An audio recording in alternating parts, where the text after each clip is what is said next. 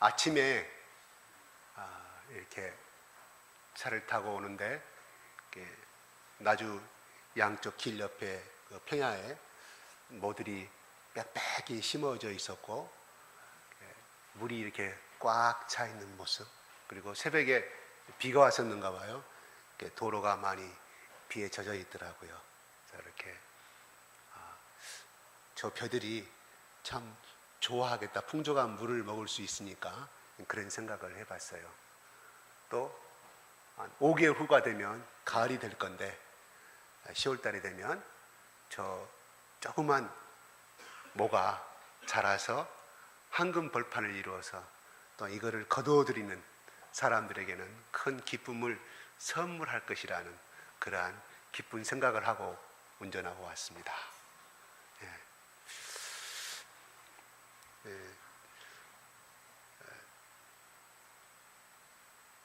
창세기 12장 말씀은 제가 이 본문 내용을 해서 저번 수요일 날 말씀을 전했습니다. 그러나 오늘은 본문 말씀을 해서 또 다른 방향에서 이 말씀 여러분과 같이 은혜를 나누고자 합니다. 우리 어른들 말에 흔히들 그렇습니다. 사람은 심는 대로, 행동한 대로 걷는다, 이런 말씀이 있죠. 성경에도 눈물을 흘리며 씨를 뿌린 자는 기쁨으로 단을 거두리라고 되어 있고요. 성경 말씀 또 다른 말씀에도 심는 대로 걷는다는 이런 또 하나님의 말씀이 있습니다. 그렇게 해서 아브라함의 신앙을 가지고 그는 심은 대로 어떤 열매를 얻게 됐는가를 이렇게 생각을 해봅니다. 열매라는 것은 꼭 좋은 열매만 있는 것이 아닙니다. 나쁜 열매도 있고 자기가 원하는 풍성한 좋은 열매를 가질 수가 있는데 두 가지를 가지고 여러분들하고 은혜를 나누고자 합니다. 하나님께서 갈대아 우르에 살고 있는 아브라함에게 나타나셔서, 그것도 스테파인 서기관 사도행전 7장 2절로 4절로 영광 중에 나타나신 하나님께서 이렇게 표현하고 있습니다.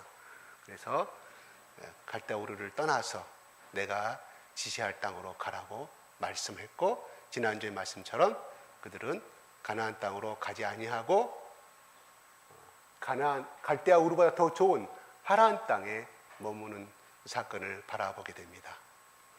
갈대아 우르에서 곧바로 하나님이 원하신 것은 가나안으로 가는 것이었습니다.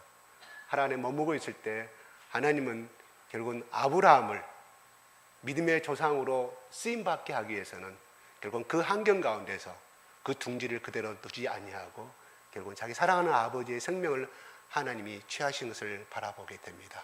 그 다음에 하나님이 나타나셔서 오늘 말씀을 이렇게 1절부터 말해주고 있는 거예요. 하란 땅을 떠나서 내가 지시할 보여줄 땅으로 가라고 말합니다. 이 개역 성경 하기 전에는 지시할 땅으로 나오게 되어 있어요. 근데 한자에 복복자는 복복자, 제가 쓰기는 좀 그랬습니다. 집에 가서 한번 찾아보세요. 한자 복복자가 됐었는지. 보여줄 시자에다가 그 다음에 한일자에 입구에 받전자입니다. 어렵죠? 우리 어른 집사님들은 잘 아시겠는데, 근데 그것이 복이에요. 한자 어원이 그렇습니다. 한자 어원이 보여줄 시자, 이렇게 집에 가서 찾아보세요. 보여줄 시자, 한일자, 입구자, 그 다음에 받전자예요. 이렇게. 아주 쉽죠? 참, 오늘 말씀하고 이거 한 매칭을 한번 시켜보겠습니다. 이거 꼭 맞는 것은 아니에요. 여담입니다. 자, 하나님이 보여줄 땅으로 가라. 가나안 땅으로 말하지 아니하고 오늘 볼때 내가 너에게 보여줄 땅. 그죠? 그다음 한일자는 한 가정이 있고 먹고 살 수 있는 밥만 있으면 그 사람은 복이라 이 말이에요. 중요한 것은 근데 보여줄 시자가 있다는 사실이에요. 참 신기하잖아요. 오늘 본문 말씀에 보여줄 땅. 보여줄 땅이 뭐예요? 받전자인데 그 땅은 땅인데 보여주는 거. 너무 한자가 너무 우연히 일치일까요? 어떤 사람은 한자를 연구하는 사람들은요, 성경하고 일치시켜가지고 한자의 그 어원 속에가 성경에 하나님이 말씀하시는 것이 얼마나 일치가 되는가를 연구하는 사람도 많이 있더라고요. 자, 결과적으로 우리가 복을 받는 것은 무엇을 의미하느냐? 오늘 성경의 말씀 꼭 한자를 이용하지 않더라도 하나님이 지시하는 곳에 살아가는 사람, 하나님이 보여주는 곳에 살아가는 사람, 하나님이 말씀하는 대로 살아가는 사람이 바로 복 있는 인생이 될 수밖에 없다는 사실입니다. 너무 평범한 말씀인 것 같지만 엄청난 진리가 숨어져 있는 것이죠.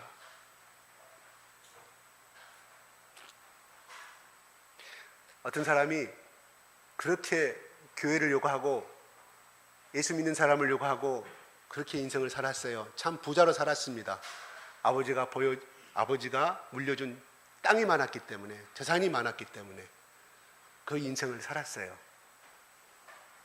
직장을 한 번도 가져보지 아니한 사람입니다. 직장 생활을 한 번도 해보지 않은 사람입니다. 문중의 땅 그것만 바라보고 장손이라, 수십 대 장손이라 그런 일만 하다가 결국은 쫄딱 망했어요. 제가 아마 예전에 그 말 한 것 같죠. 그 사람한테 예수를 내가 증거했어요.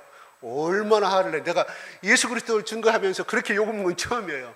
막 삿대질 내고 뭐 나한테 이렇게 뭐 화를 이렇게. 그 사람이 공수부대 출신인데요. 나한테 뭐 죽일 듯이 그러나 참 무한하기도 하고 좀 화났어요. 나 그런 감정이 처음이에요. 그런데 그 사람한테 제가 1년 동안 지금까지 엊그제까지 그 사람이 원하는 걸 내가 다 해줬어요. 그 사람이 원하는 거. 엊그제 저한테 그렇게 말하더라고요. 다른 사람은 짜증내는데 이렇게 자기 원하는 걸 다 해주냐고. 그래서 나는 당신이 예수 믿게 하기 위해서 그렇게 할 수밖에 없다고 그렇게 말했어요. 왜냐하면 나의 잘못된 행동이 예수를 욕하게 만들기 때문에 나의 목적은 당신이 예수를 믿게 하기 위해서 나 이렇게 하는 것이다고. 그랬더니 그분이 하시는 말씀, 놀라운 말을 했어요. 엊그제 이야기입니다. 사실은요, 제가 예수 믿는 것을 그렇게 요구하고 싫어한 이유가 있습니다. 그 이야기를 해요. 들어봤더니 자기 아버지가 나주에서 큰 한학방 도매상을 했다고 그래요. 70년대 때. 그때는 이렇게 세금 무자료 이런 거 편법으로 많이 했던 것이 관례인데, 그게 상당히 그 사람의 이름만 되면 나주에서 그 계통에 알려준 이름이라요. 지금 돌아가셨지만. 근데 같이 동업했던 사람들이 있었는데 세무서에다가 누가 밀고를 했어요. 이 사람을. 사실 한 사람은 여러 사람인데, 근데 나중에 알고 보니까 밀고 온 사람이 교회 장로를 했다는 사실이에요. 자기가 제대해가지고 와서 군복 입고 그 사람을 가둬놓고 이제 이거 하려고 죽여버리려고 나 인생 포기했다. 그래서 그때 뭐 대판 그런 거 간략하게 설명하더라고요. 그래서 그때부터 자기는 예수 예자도 자기 식구들 교회 나간 다음 두둑에 패버리고 이렇게 했다고 그런 인생을 살아왔는데, 어느 날부터 자기 아내와 자기 시집간 딸이 몰래 교회를 다니더라는 거죠. 내버려 뒀대요. 근데 지난주에 자기가 근무 시간에 복통이 임해가지고 죽음을 공포를 경험을 했는데 119를 실려갔대요. 그래가지고 하니까 시집간 딸이 와서 자기를 그렇게 급진히 사랑해주고, 원래 그렇게 잘 해준대요. 그 딸이 해주고 하다가 이제 기회를 봐서 자기 딸이 그러더래요. 이제는 아버지 예수 믿을 때가 됐습니다. 그 이야기 하더래요. 다른 때 같았으면 엎어버렸을 것인데 그 말이 그렇게 와닿더라는 거예요. 그런데 그 말로 끝난 것이 아니라 근데요 그러면서 세상에 우리 마누라가 이러는 말이, 그렇게 새벽기도 다니고 교회를 다니면서 자기한테 교회 나가자 말을 한 번도 안 해서 참 서운하다고 이러니까 마음이 많이 돌아선 거죠. 그래서 내가 아마 새벽기도 가서 날마다 아마 자기 서방님을 위해서 날마다 눈물로 기도하고 있을 것이라고 한번 가서 물어보세요. 그렇게 1년 전에 나에게 대한 태도하고 지금의 태도가 완전히 180도 달라진 모습을 제가 아주 엊그제 체험을 했어요. 말이 좀 빗나갔습니다.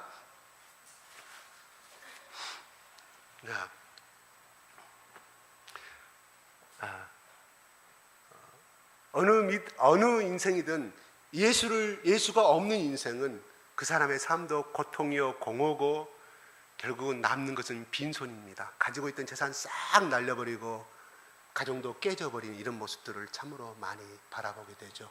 나중에 예수 믿고 나서 내가 진작 예수 믿더라면 이렇게 가난하게 살지 않았을 것이고 고통당하지 않았을 것인데, 그런 후회스러운 제가 이야기를 몇 번 들어본 적이 있습니다. 하나님께서 이 아브라함에게 말씀을 합니다. 첫째로 네 가지를 말하죠. 본토를 떠나라, 고향 땅을 떠나라는 것이죠. 그 다음에 친척을 떠나고 아비를 떠나고, 네 번째 내가 너에게 지시할 땅으로 가라고 말합니다. 이 네 가지가 키포인트입니다. 아브라함은 떠났습니다. 떠났는데 친척을 떠났습니까? 아니죠. 조카 롯을 데리고 갔고, 그 다음에 아비를 떠나라고 그랬습니다. 아비의 집을. 아버지와 같이 갔잖아요. 그죠? 하나님 명령을 어기고 롯을 데리고 가다가 그는 평생 걸릿돌이 되었습니다.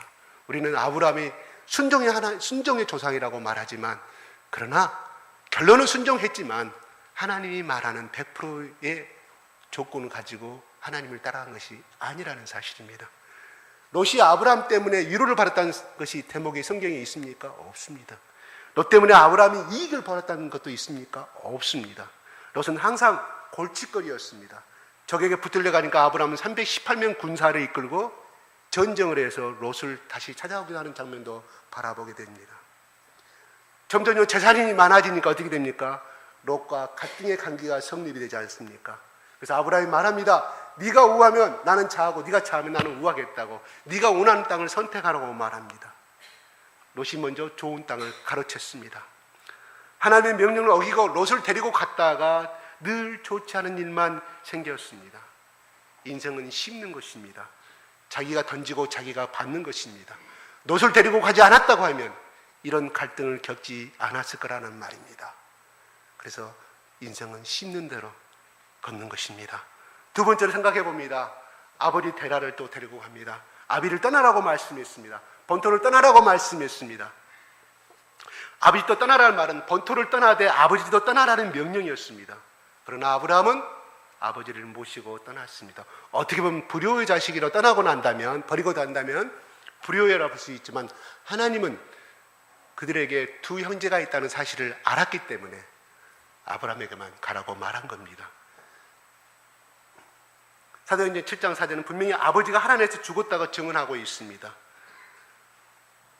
하란을 떠날 때 오늘 본문 말씀에 나이가 75세라고 기록하고 있습니다. 우르를 떠날 때는 나이가 기록되지 아니합니다. 갈대아 우르에서 하란까지는 약 1000km가 된다고 해요. 그 다음에 하란에서 가나안까지는 약 700km라고 말합니다. 가나안을 가는 도중 하란에서 오랫동안 살았음을 이렇게 말해주고 있습니다.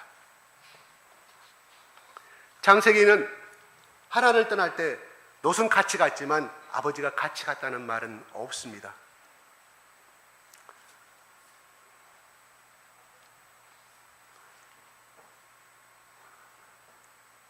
아마 그 하란 땅을 살자고 했던 부분은 아마 데라가 아니겠을까?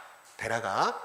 왜냐하면 나이가 그만큼 들었고 가나안 땅까지 가기는 너무 멀었고, 그리고 갈대아 우르보다는 하란이 훨씬 더 기름진 곳이었고 잘 사는 곳이었고 문명이 발전한 곳이었기 때문에 데라가 선택했는지도 모릅니다. 그런데 그가 그동안에 몇 년 동안, 몇십 년 동안 생활했는지는 모르지만 그 하란 땅에 머무는 만큼 아브라함은 하나님이 약속하신, 보여주신 그 땅, 복받는 그 땅에 가는데 그만큼 그 세월 동안 손해보고 말았다는 사실입니다. 하란에 머물지 아니하고 더 빨리 수십 년을 먼저 가나안 땅에 갔더라 하면 더 젊고 더 나이가 어리고 힘이 셌기 때문에 가나안 땅에 정착하는데 더 쉽게 정착했을 것입니다. 어려움도 겪지 않았을 것입니다. 자기 아내도 뺏길 뻔한 그러한 경우도 겪지 않았을지도 모릅니다. 그러나 그가 심은 대로 그는 그 세월만큼 그 고통을 당하는 것을 바라보게 됩니다. 사람은 심는 대로 걷습니다. 또 세 번째 보겠습니다. 서자 이스마엘 사건입니다. 아브라함의 시 중에 가장 큰 실수는 여종 하갈과 동침하여 이스마엘을 낳은 사건입니다. 아브라함이 99살이 되어도 아들이 없었습니다. 하나님께서 그가 몇 세 때 처음 불렀는가는 모르지만 하늘의 별과 같이 바닷가의 모래알 같이 수많은 자녀를 주시겠다고 약속하였습니다. 그러나 오늘 말씀에 75세라고 가정했을 때 80세가 되어도 그는 또 몇 년이 흘러도 자식이 없었습니다. 그때 아브라함에겐 너무나 충성된 엘리아살이라는 종이 있었죠. 그래서 창세기 15장 만에 말합니다. 하나님, 나 다른 것, 하나님 약속하신 그 씨앗, 하늘의 물결과 다 필요치 않으니까 내 충성된 나의 종 엘리아살이 있으니까 엘리아살을 나의 양자 삼아서 나의 후손을 삼겠습니다 하고 고백하는 대목이 창세기 15장 2절로 3절에 기록이 되어 있습니다. 그때 하나님은 아브라함에게 다시 말씀하죠. 그 사람은 너의 후사가 아니다. 내 몸에서 날 자가 내 후사라고 말합니다. 사라를 통해서 아들을 주시겠다는 확실한 약속의 말씀이 있었습니다. 그러나 아브라함과 사라는 이것을 믿지 못하였습니다. 그래서 여종 하갈과 동침하게 됩니다. 그 사람 이름이 이스마엘입니다. 이 실수는 엄청난 불행이 되어서 아브라함에게 달아오게 됩니다. 오늘날까지 이삭의 후손과 그 하갈의 후손과 이스마엘 후손이 얼마나 중동 지방에서 팔레스타인과 이스라엘이 얼마나 피 흘리는 죄를 범하고 있습니까? 우리는 매일매일 매스컴에서 TV나 신문에서 바라볼 수가 있습니다. 그 당시에 이것으로 인하여서 아내와 하갈이 싸움 사건이 터지고 집안의 가정과 평화가 깨지게 되는 장면을 우리는 성경을 통해서 잘 알 수가 있습니다.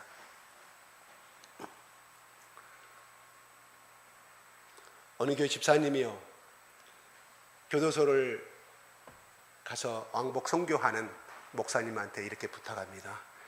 목사님, 이번에 그 교도소 가시죠.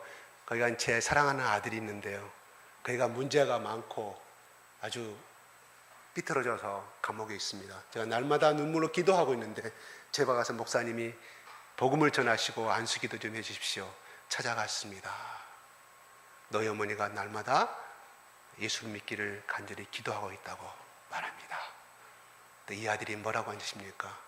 입에서 쌍욕이 나오면서 내가 그 문모 때문에 이 지경이 되었다고. 아니 그게 무슨 말이냐고 물어봅니다. 우리 어머니가 나 어렸을 때부터 매 노름하고 내가 보는 데서 돈을 넣고 노름하고 날쌔기 하는 바람에 내가 그거를 보고 자라서 내 인생도 이렇게 돼버리고 말았다고. 그래서 노름꾼이 되고 사기꾼이 되었다고. 나는 절대 예수를 믿지 않겠다고 목사님한테 항변하라는 것입니다. 그렇습니다. 사람은 심는 대로 거두게 되어 있는 것입니다.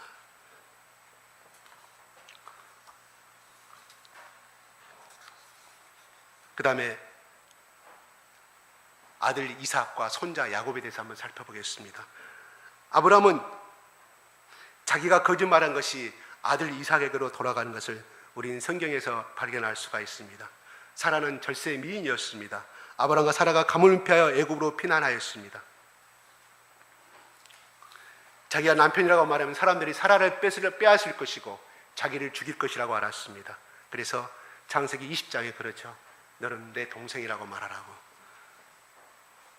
이 아브라함의 거짓말은 자녀 이삭에게 흘러들어갑니다. 이삭도 똑같이 창세기 26장에 그렇게 말하잖아요. 리브가가 그라라 왕한테 뺏길까 봐 넌 나의 누이라고 하라고 또 이삭이 리브가한테 거짓말을 시키게 되는 장면을 바라보게 됩니다. 이삭은 자기 아버지 아브라함이 했던 그 똑같이 행동을 하게 됩니다. 이 이삭의 거짓말은, 아브라함의 거짓말은, 이삭의 거짓말은 손자 야곱에게로 흘러갑니다. 야곱의 이름이 무엇입니까? 속이는 자, 사기꾼 아닙니까? 그런 장자의 축복도 사기쳐서 줬고, 또한 그는 그 사기와 거짓 것으로 인해서 자기 삼촌 라반의 삼집에서 엄청나게 수십 년을 머슴 아닌 머슴 생활을 찌빡하고 돌아오게 되는 장면을 바라보게 됩니다. 두 번째는 그는 자기 형 에세의 장작복을 거짓을 통해서 자기가 취했기 때문에 그 20몇 년 동안을 언젠가 자기 형 에세가 자기를 죽일 것이다, 여기까지 찾아와 자기를 죽이지 아니할까, 그 공포와 생명의 두려움 속에서 살게 되는 장면이 나오게 됩니다. 얼마나 심했으면 바로 에세를 만나기 전에 자기 아내들과 자기 자식들을 다 앞에 보내고 압복강 나루터에서 하나님 축복하지 않으면 안 가겠다고 하는 대목에서 얼마나 야곱이 수십 년간을 형을 통하여서 오는 그 생명의 두려움을 살았던가를 우리는 유추해 볼 수가 있다는 사실입니다. 죄는 반복성이 있습니다. 죄는 계속해서 자랍니다. 죄는 옆에 사람들, 이웃 사람들, 또 내 자손에게 전염시키는 특성을 가지고 있습니다. 아브라함, 이삭의 거짓말 습관은 야곱에게 반복되고 전염되어서 야곱은 거짓말의 최고의 천재가 되는 장면을 우리는 알게 됩니다. 만약에 야곱이 그렇게 속이지 아니하고 하나님이 그렇게 해서 약속하셨고 이미 정해셨기 때문에 순리대로 살았다라고 하면 그런 고통과 그런 생명의 압당과 두려움 속에서 살지 아니하고 축복된 가운데서 장자의 축복을 가지고 아브라함의 그리스도의 계보를 잇는 조상이 되었을지도 모릅니다.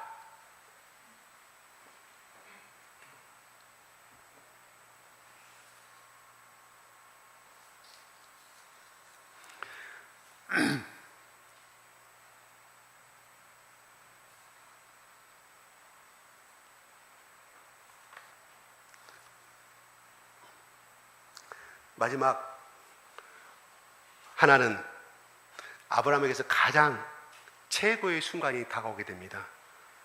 100살에 난 이삭을 하나님께 제물로 바치는 장면입니다.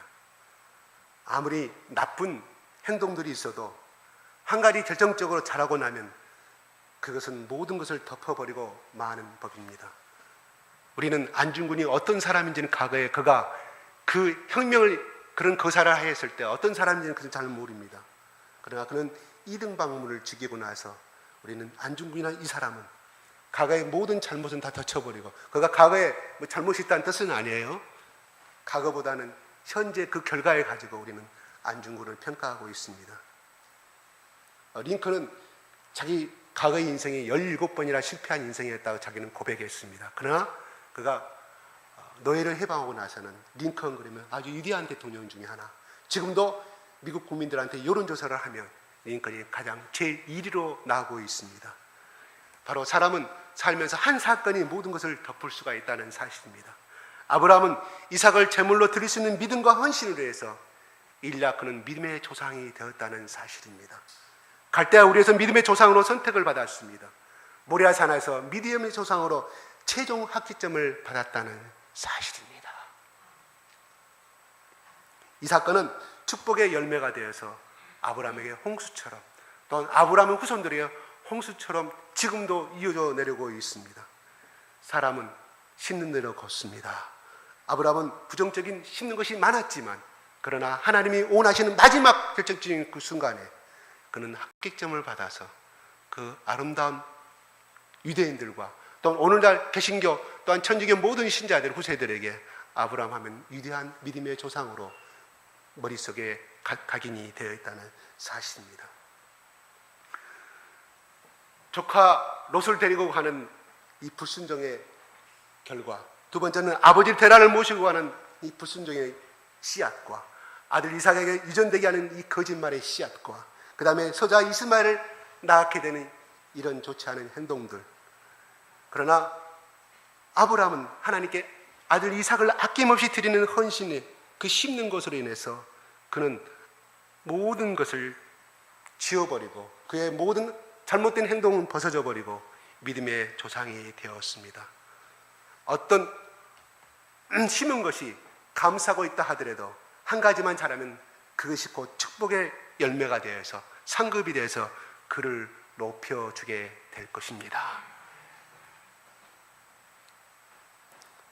어떤 사람이 교회를 핍박하고 제가 여천에 여천군 3일면 어느 아주 바닷가에 있는 교회에서 제가 부흥회 목사님을 모시고 제가 젊은 날에 이렇게 찬송을 인도하고 같이 동행한 적이 있었습니다. 정말 춥고 불을 끓어친 집이었는데 겨울에 바닷바람이 얼마나 추운데 하필이면 2월달에 거기를 부흥회를 갔는데 너무 추웠어요. 막 나무 날로 뛰어도 너무 춥고 바람이 안 빠지고 연기가 쫙 했습니다. 부흥회라 해봐야 한 20명 정도 모이는, 차라리 그는 교회가 아니라 창고였습니다. 그냥 창고. 너무 추웠어요. 틈틈이 다 바람이 들어오는 곳이었는데 거기에 젊은 목사 부부가 살고 있었어요. 아기가 한두 살 정도. 아마 내 기억으로는 그분들 나이가 한 27, 28 되지 않았을까. 아주 그런 교회, 남노한 교회였습니다. 그분이 그런 고백을 하더라고요. 그런 간증을. 자기 교회에 자기 부인이 교회 다닌다고 그렇게 핍박하고 그렇게 와서 교회의 문을 부숴버리고 목사님 사택이 조그만 헛간이었어요. 거기다 와서 유리창을 깨고 도망가는 그런 사람이 나중에 새벽 3시쯤에 어느 날 새벽 3시쯤에 전화가 왔더래요. 자기 부인이 쫓아와서 자기 남편이 찾는다고 가서 보니까 지금 방 안에 악마들이 자기를 데리고 가려고 막 수십 명의 악마들이 자기를 목을 지누르고 있다고, 저기 안 보이냐고 헛소리를 하면서 나는 지옥에 가기 싫다고 발버둥 치는데 그 목사님이 어떻게 도와줄 수가 없더래요. 그분이 그렇게 급사해서 죽었다고 하는 그 목사님한테 제가 그런 간증을 들은 적이 있었습니다. 또 하나는 자기 교회 집사님입니다.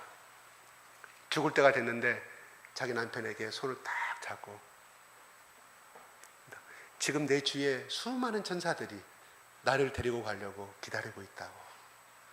어젯밤에 꿈에 자기가 어떤 배가, 안개가 좌우간 배가 있었는데 그 배를 안 타려고 했는데 바로 십자가를 보여주시고, 십자가가 아니라 손의 흔적과 옆에 옆구리를 보여주신 하얀 옷 입은 어떤 분이 내가 예수다, 이 배에 타라고, 내가 초소 예비한 너희 집에 데리고 가겠다고 이렇게 꿈을 꾼 간증을 하더랍니다. 그러면서 지금 이 순간에 천사들이 나를 데리고 왔다고 남편 손을 꽉 잡고, 여보 그동안 나랑 사랑해서 너무 고맙다고, 먼저 가서 당신을 위해서 나도 당신하고 살 수 있는 천국을 준비하겠다고, 그때 보겠습니다 하고 하얀 웃음을 짓고 눈을 감더라는 말입니다. 그렇습니다. 사람은 심는 대로 걷습니다. 여러분의 예배 태도도 자식들이 다 보고 있습니다. 심는 대로 걷습니다. 그래서 우리도 정말 예수님 앞에 아름다운 씨앗을 심고 아름다운 행동의 언어를 심고, 그것이 나의 축복의 열매로 나를 통하여서, 예수님께서 아브라함에게 말했던 너는 복이 될지라, 이 말은 네가 가는 곳마다 너를 통하여 복이 흐르게 됐다는 말이에요. 너를 통하여서, 네가 속한 곳을 통하여서, 네가 속한 곳마다 너로 인해서 복을 받게 될 것이라는 말입니다. 우리는 예수 그리스도를 통한 복된 인생이 되었습니다. 중요한 것은 우리가 아브라함처럼 결정적인 순간에 우리가 헌신을 다한 하나님 앞에 순종이 매 순간 필요하다는 사실입니다. 우리 모두 방금 말한 그 아내가 나를 천사들이 나를 데리러 왔다는 그러한 마지막에 복된 인생으로서 살아가기를 원합니다. 기도하겠습니다.